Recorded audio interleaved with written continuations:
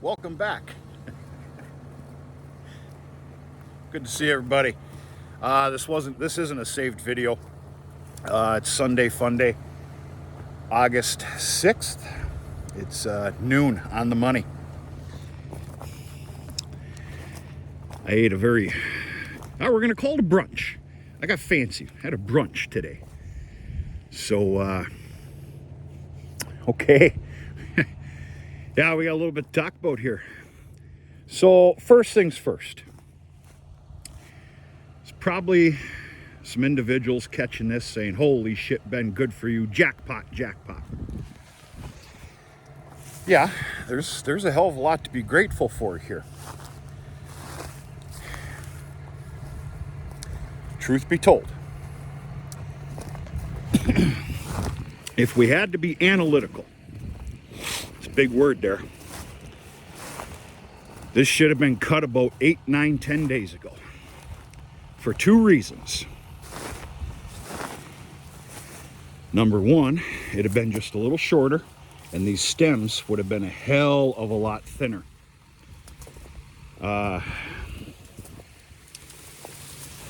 Some of these stems are the thickest I've ever seen in my sorghum days here.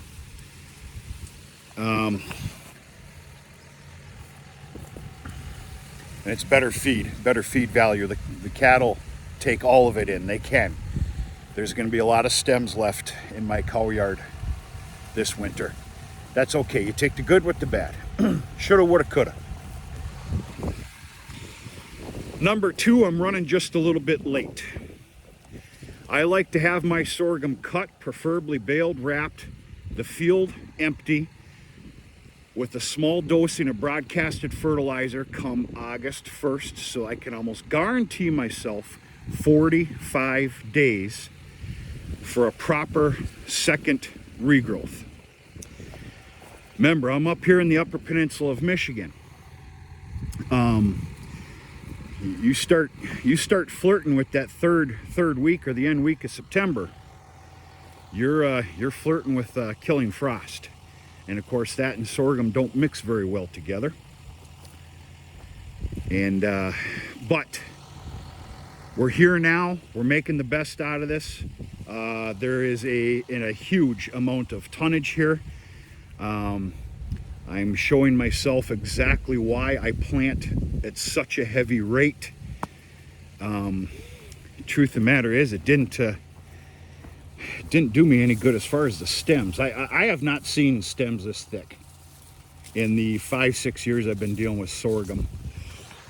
So this is your run-of-the-mill stuff. This is not some big hybrid BMR, genetically modified for thin stems and all that other hoorah. I dabbled with that very expensive feed last year. We had fair-ish weather. I mean, this year was a hell of a lot worse than weather. I paid a king's ransom for that stuff, and I will never do it again. Because my sorghum crop last year was a disgusting embarrassment. And I didn't have anything to do with that. But we're going to leave that alone. All's well. Little scary. Holy shit. All right, now you can't really see. You'll be able to get a better look when we climb up inside that tractor. This is about 15, 16 acres. We are across the highway, as you know. And things are good.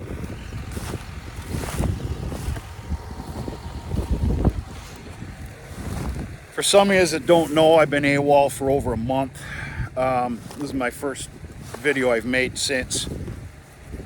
Took a little break. Life said to do so. Dropped a couple other little things in my life. Just life got hairy, hectic, cantankerous. I love that word. Still is. What days, what weeks aren't, unless you're sitting on the couch for a living. But there's been a lot of great things that have been done, a lot of hard work done, in the last month. I'm starting to feel not ahead, but caught up.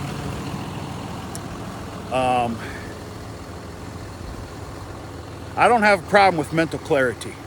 I pick and choose how this operates. I could go further in that. I'm not going to. Yeah, I had a lot on my plate. And just kind of chose to, yeah, whatever. All is well.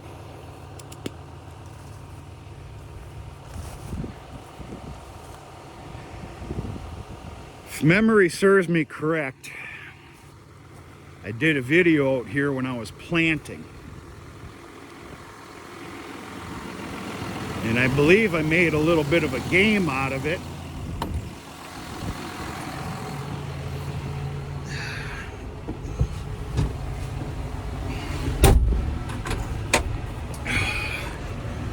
I made a little game out of it, and I had a little contest. I think I added in there what's my pounds per acre planting rate, and then I added something else in here. I'm gonna have to look back on that video and really see what I said. I don't want to make a liar out of myself, and I'm gonna have to get back to that. And yeah, that's part of me dropping all this stuff here for the last month or better. Got really behind. 7 days a week, 16 hours a day, and I got really behind. The weather had a major part to play in that. I'm going to tell you right now, I baled up the last of my first crop yesterday. I'm not kidding you. I ain't making that up. Never bullshitted you. I'm not going to start now. Yeah. But it's also, I guess, kind of a good problem to have this year. I know this sorghum doesn't prove it, but feed in general is somewhat shy up here, especially hay. The hay took a big hit with our awful drought that we had. My phone's ringing I don't know how many times a week looking for hay. I sell a little bit here and there, but I'm watching my P's and Q's. Until now. That was the other thing I was going to say. So, without putting a very fine, sharp pencil to this, which I will do myself later, I am almost guaranteeing you that this crop right here is going to put me at my feed count for the year. Remember, we haven't seen each other for over a month. Bale yard looks real healthy. Shit, I've got over 100 bales to go and pick up yet and bring home. You can bale hay, cut hay, and make round bales all you want. Then it's time to pick the hay up and bring it home. I'm very confident I have my feed count for the year. Not only my feed count, but my rule of thumb this year that I was sticking to, because I said that last year, feed count plus 15%. I promise you I have it. So anything after this sorghum crop is a bonus and also a sellable product. To be honest with you, on the other side of us, you know, that the three corners is right over there. My second crop alfalfa is still standing. It did go into bloom. It's been a rat race. You got to pick your poison. That has to come down yet, and that is very thick and nasty. Very good. I have a little idea what I'm going to do with that stuff, though. I'm not going to wrap it. I do believe we're going to stop there. We're going to make that on a different video because we're back to making videos again. All right, that's enough bullshitting.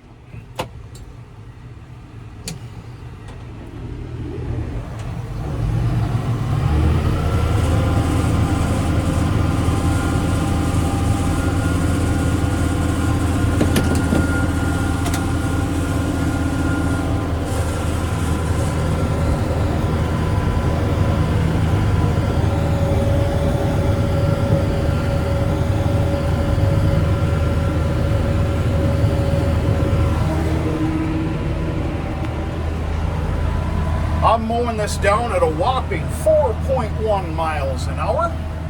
You couldn't pay me a great amount of money to go any faster. I'm having fun. I'm taking it easy. I'm doing a nice, clean job. And I do not have a complex in life. I run at about 920, 930 RPM. My equipment likes that a little bit lower RPM better. Not to mention, I believe there's, well, I don't believe, I know for a fact, there's just that little more torque in there. That includes the round baler as well. I run at about 930, 940 versus, you know, that dedicated 1000. Make that make sense if you wish. But, yeah, pretty good here.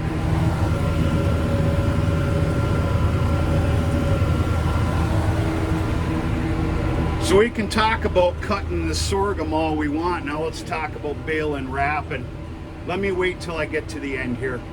I can't hardly do two things at once, so just give me a moment.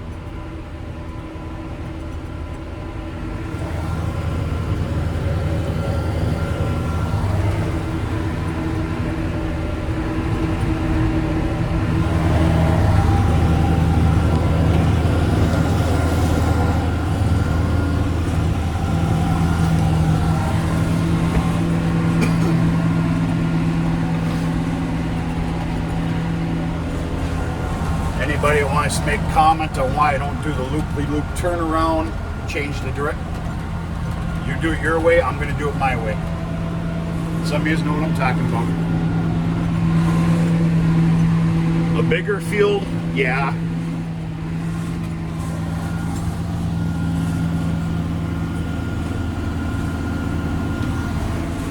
Remember, I got two hands here.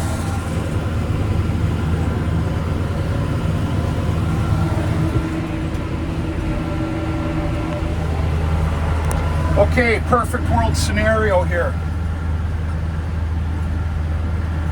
This is going to get baled on Wednesday. Yes, today is Sunday.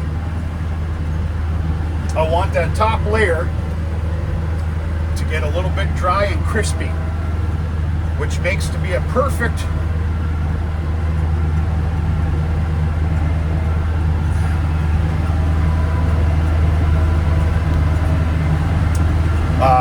incorporation of the top dry and the bottom's just sopping wet. My baler likes that scenario the best. You got to watch this stuff. This stuff can get real heavy, real juicy. I'm speaking the obvious to anybody that does sorghum. That's my scenario. Sorghum for me is a 4-day affair. I'm sure it might be different where you live. Cut it one day, the fourth day, you're baling it. And of course, these lines that we're making right now, folks, they will not get interrupted by any means. I will literally be baling these right up.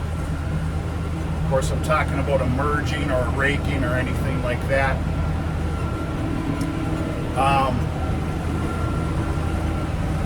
So right now we're scheduled for a 40% rain shower on Wednesday. You don't know what to believe anymore. I don't even want to talk about it because I'm not even mad about the weather reporting anymore. I'm almost impressed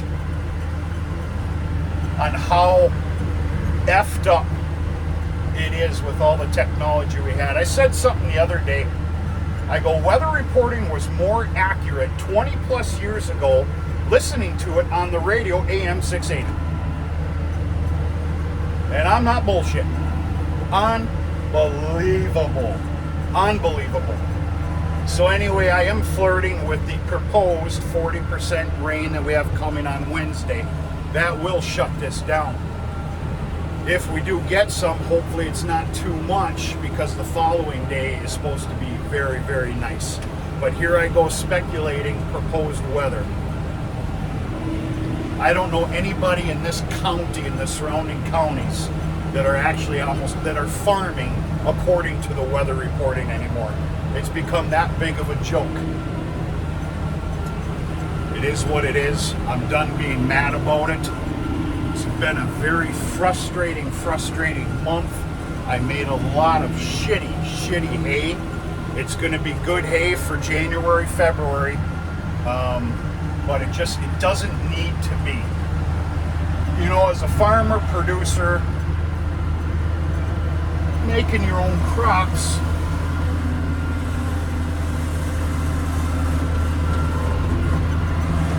it's not just about, you know, tonnage. I personally, and I hope I'm speaking for many, I take a lot of honor in making great quality feed. I'm not talking about feed that's for sale, it's for myself. Naturally, I won't sell feed unless it's good top quality. And I've sold some already this year. I've sold some hay, horse hay, round bales, and squares. Square baler exploded on me twice. The second time was my fault. I did not dissect the problem, why it exploded. I just hurried up, got the new parts, and slammed it back together appropriately. Well, 40 bales into the next day, it exploded again. Long story short, I don't like talking about finances very much. There's some things that are personal. I've got about $5,000 into the small square baler. The positive is that I now have a brand new innards of a square baler. That is a good feeling. If I had to say anything, you need to understand, Dad bought that baler brand spanking new many moons ago. I'd have to ask him, but I can assure you, there's 75,000, if not close to 100,000 bales that have been in there. I've never bullshitted you, and I'm not starting now. I'm serious about that. Great maintenance program, replacing parts, wear parts when needed before destruction happens, and that's the reason for that baler. Oh, don't get me wrong, there's been some parts thrown in there, there's been some money thrown in there, but this one hurt.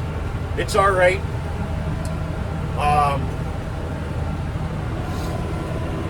I have many properties, thank God, that are that came back in full force. So there's a lot of hay left to go this year. Not only to, you know, cap off my needs, but there's a lot of people in severe need of feed, whether they've got some horses or, you know, your cattle operations as well. See if I can't take care of those people and maybe bring in a little income for this farm as well. That'd be real nice. Bringing in some income. Holy shit, would that be nice? What? Sounds good. I'm making a joke. We're right across from the golf course here, the good people of the world that doing some golfing. I've never been much of a golfer, but I sure can drive a golf cart real good and drink beer like the son of a bitch. If anybody's looking for a golf cart driving caddy, let me know. That can be a lot of fun. We're gonna get turned around one more time here, folks, and I'm getting tired of talking. You're probably getting tired of listening to me. We're gonna shut this down.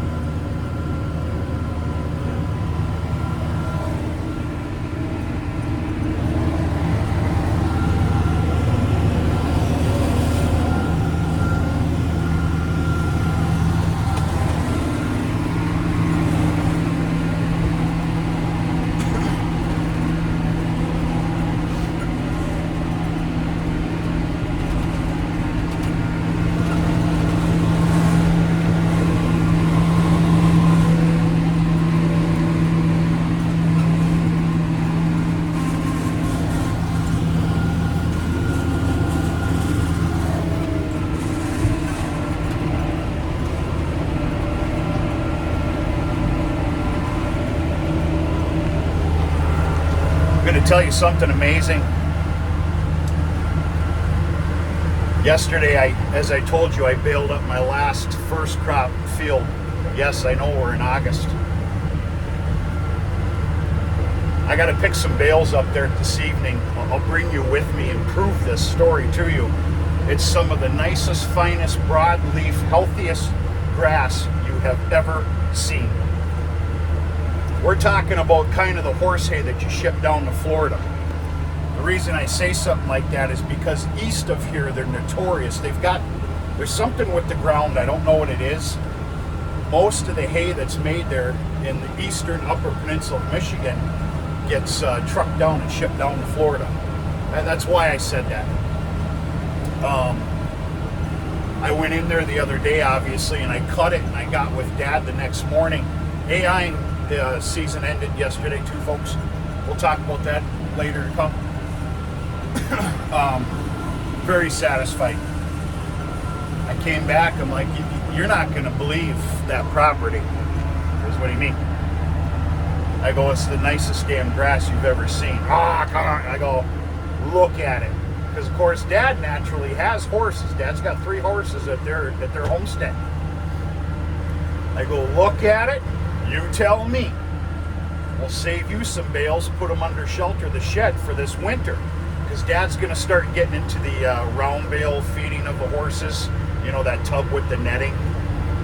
And sure as shit, yeah, I'll bring you with me. I don't understand it. I can't believe it.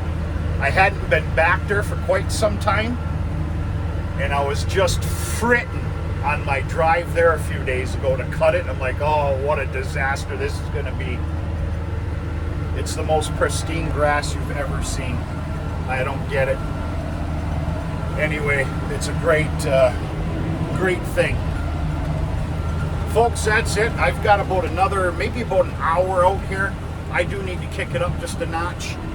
I got a lot of other things cooking here today. And I need to fly the coop tomorrow after chores for a day and a half. I'll be home Tuesday night. I have to go sit down in Chicago for a little bit, and we'll leave it at that. Hope everybody's doing okay. If anybody's still watching, appreciate you dropping in, saying hello. This is all about having some fun. I kind of forgot about that for the last over a month. And we're going to go from there. Talk to you sooner and later.